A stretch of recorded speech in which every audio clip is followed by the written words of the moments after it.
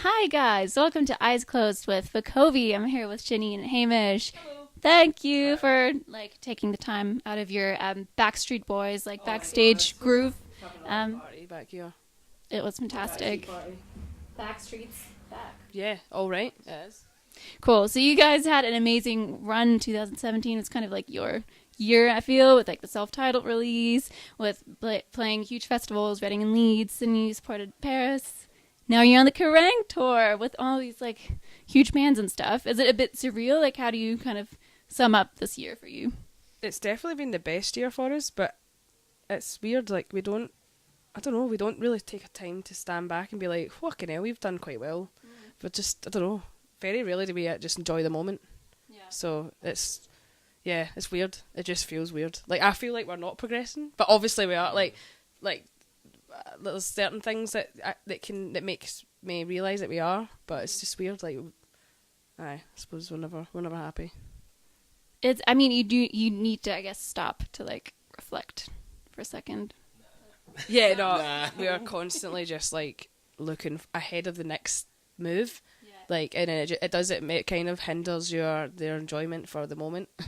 So I'm it's we play tonight, and then I'll be like, all right, I want to play Wembley next week, sell it out, and then it's just the sights are very high, but it just keeps us on our toes. See, the only way that I reflect is when we're in the van, and I'll go on Instagram and I'll scroll a couple of weeks back, and I'm like, holy shit, we did all these things, but then you scroll at the top and you think, right, what's next? Yeah, do you know what I mean? It's right, okay, we've done that, cool. Yeah.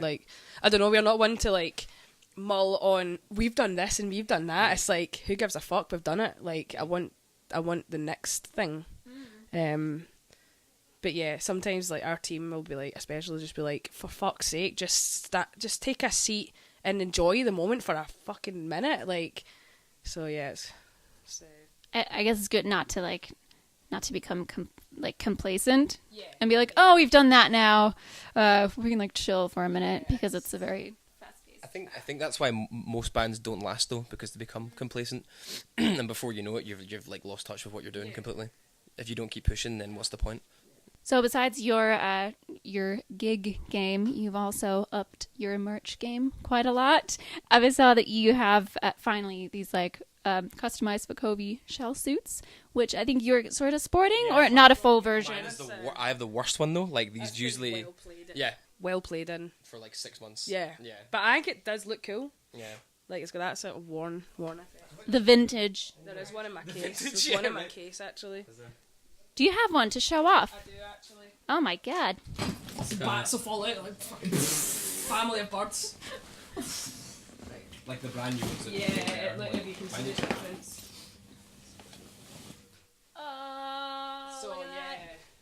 Right, do you want to try it on just for the interview? Sure, yeah. Go for it. Give him the vibe. Get it, do it. Um, oh my, there we go. No, Gucci. sorry, it does, sorry.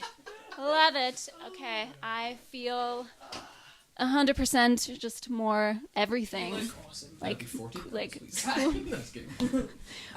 it looks. I was kind of trying to go for gymnast, 80s Olympics sort of gymnastics team / gladiators. It could. That's quite different, but Yeah. it could go with a headband or something. Or Absolutely. I have to. Do it. Actually. I just can't wait to Go see all in. people that have bought one. I can't wait to see what they do with it. Yeah. I can't wait to see them rock it the way they want to rock it. Yeah.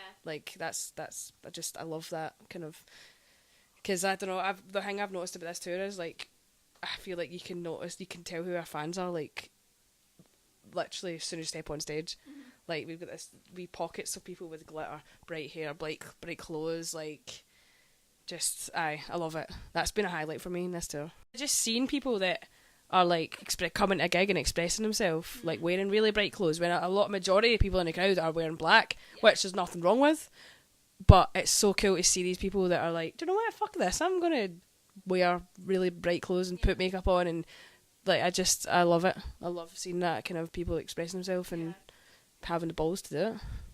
Man, it's almost like a form of, especially in these environments where there's a lot of dark bands and it's kind of a form of rebellion, I would say. I like that. I got scared 3 shows in and stopped wearing it.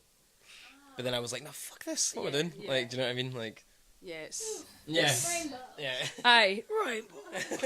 So you're obviously, it's not a big secret, you're from Scotland. And Janine, I kind of noticed, correct me if I'm wrong, definitely, but I noticed that you're singing, that your accent isn't so noticeable. When I started singing, I just never sung in a Scottish accent. Like, it just sort of, I don't know. It's weird because a lot of folk, they hear you sing and then they'll hear you sing first and then they'll talk to you and they'll be like, whoa, where the fuck did that accent come from? Like, why are you talking like that? And I'm like, this is my voice. But yeah, I don't know. It's just always been a way I've sung. I honestly don't try and not sing in Scottish. I just can't. I literally have tried as well, like just out of interest. Just I don't know. I think I listened to a lot like Christina Aguilera and Whitney Houston and Mariah Carey when I was younger, but I've never tried to mimic anything because I've always had it in the back of my head like I don't want to sound like anyone. I don't want to be like someone else. But I've just always I think I just sort of developed my own voice. Not singing. I mean, I'm sure if I listened to Scottish artists when I was growing up, maybe I would sing a bit more Scottish. I'm really not sure. Yeah, I find that really interesting. I think that like the general trend is to like adapt almost an American accent. Yeah. Not saying that with you guys it's the case, but like a lot of UK bands, and then they like get for it, which I'm like, I don't know if it's a thing that you really control or like do on purpose to, yeah. Singing is like, I don't know, I think a good example is like people that have got maybe like really bad stutters or speech impediments when they can't string a sentence together but they can sing a song and not have any stutter, any like it's a different part of your brain for me.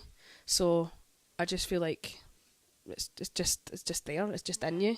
Okay, I just wanted to ask you guys, since you have a different perspective, like what are some of your favorite Scottish music exports that maybe aren't so well known outside of Scotland? I love the La Fontaines. The La Fontaines, they are one of the best live bands you'll see. They're so good live. Very good live. I think Biffy Clyro for me. Like when I was like 18, 19, they were like a massive influence on like songwriting and like guitar playing. Like massive. Huge.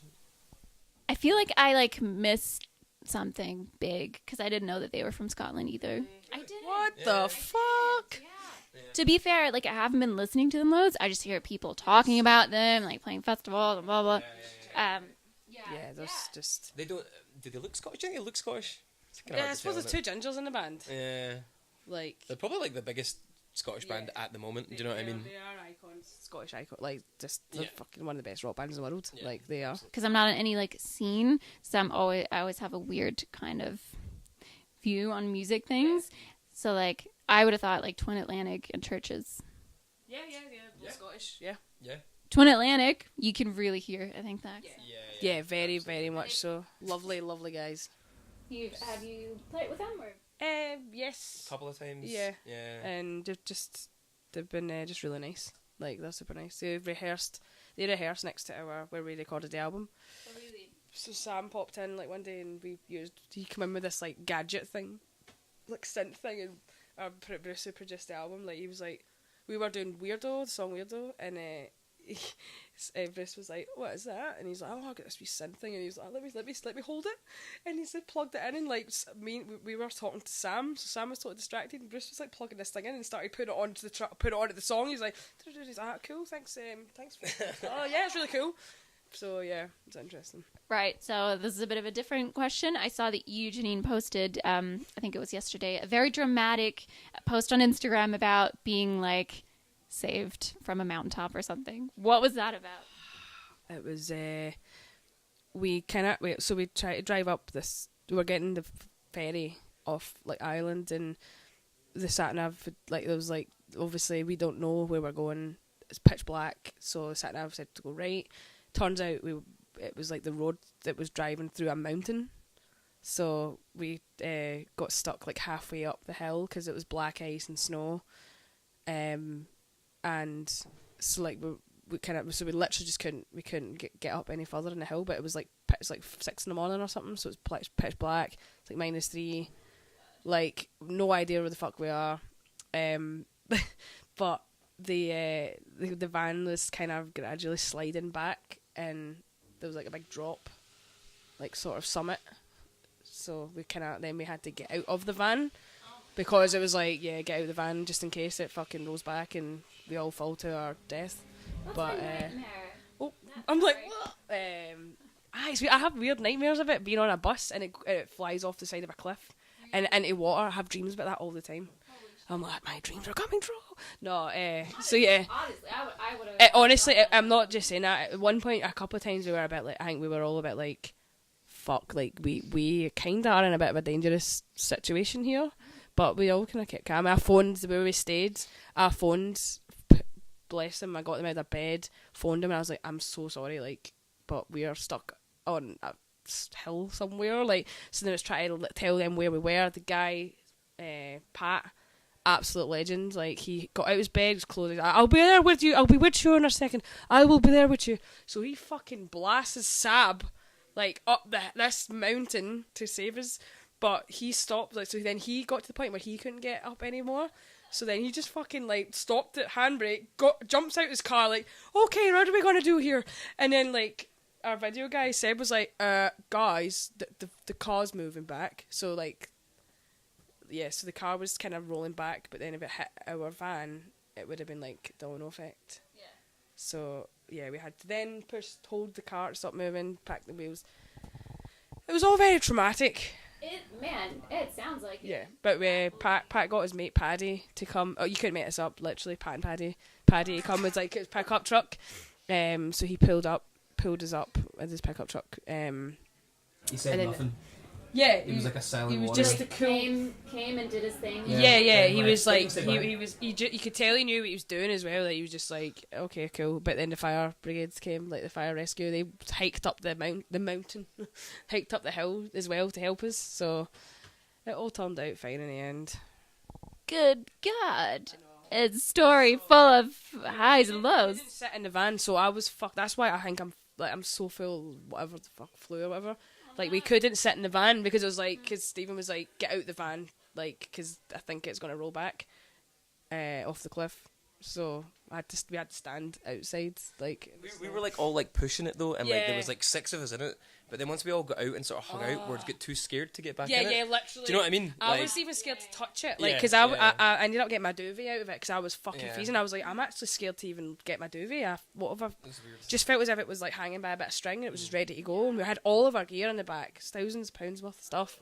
So then we're kind of like, did we take the gear out the back? What if it fucking? Oh man, it's all good fun. Right. So I have a last kind of. It's kind of a task, not so much of a straightforward question. I have a couple of like situations on here, and you have to tell me which of these situations are not a good occasion to break out the glitter. Okay. So, yeah. I mean, it might be different. So taking out the trash. Glitter. Yeah, obviously. Yeah. Okay. Attending a funeral. Black glitter. Jury duty. More like a yellow glitter. Just like, I don't know why I'm thinking like a sort of neutral glitter, just to be like, I'm taking this serious, but I also like glitter. Yeah. Like understated glitter. Yeah, understated glitter. I would be quite subtle. Yeah, I'm here to do my job. Yeah. That's good. That's good. Giving birth. Red glitter. yeah, right. Yeah. I would say that's completely inappropriate, but yeah, definitely. Having your passport photo taken. The brightest glitter you can ever even imagine. I mean, legally. I mean, is it illegal? Yeah. I don't know. Because I mean, I've seen you put a full face of fucking makeup on, and so I'd be like. By the way, do you remember the guy that wore a sieve on his head in his passport photo because he managed to change our religion, like, because he was raging at people. Some people could wear certain things in the passport photos, but then other people. Yeah, Satan. Sorry. Some people could wear like headgear on in their passport photos. So this guy was like, well, why can't I wear headgear? So then he started his own religion and apparently he got it passed. He got it. Aye. I'd love to see that photo. Oh, it's a real photo. He's got a fucking sieve on his head. A sieve. A sieve. A sieve. I feel like I've Pasta, like, is that what you mean? Colander, yeah. Strainer. A strainer. sieve. A strainer. Ah. I'll show you. Like kitchen equipment on his head. That's sick. Just to prove a point. So maybe I should go that far as well. Like, just to prove a point. Glitter crown or Just full face of glitter. Like, I'd need to name it something, but Yep. cross that bridge when it comes to it. I guess you know how there's like biometrical things. As long as they can like detect your facial structure. Yeah, I'll try it. I'm gonna go with yellow glitter. Play it safe. Passport. Yeah. Okay. Safe. Cool. The more conventional mode. Okay. The last one is a Slipknot show. Fucking yes. Obviously, I'd be wearing that fucking shell suit. Like a mask with glitter. A mask? Yeah. Oh. That'd be pretty sick. Yeah. Pig face glitter. Yeah. Yeah, Something like that would be quite cool. Yeah. Nice one. Yeah. All right. Well, you passed with flying colors. It was a test. Amazing. It actually was. Yeah. You now are the glitter kings and queens, which obviously you've been before you even started the questions. I mean, yeah. Not that I have the authority to crown you anyway, but yeah. Just say yeah, do. Right, guys. Thank you so much for your time. Have an amazing show. Really looking forward to it. It was nice to meet you. Oh, Thank you. See ya. Thanks so much. Thank you. You put Backstreet Boys back on now. Yes. Backstreet's back. All right. Yeah.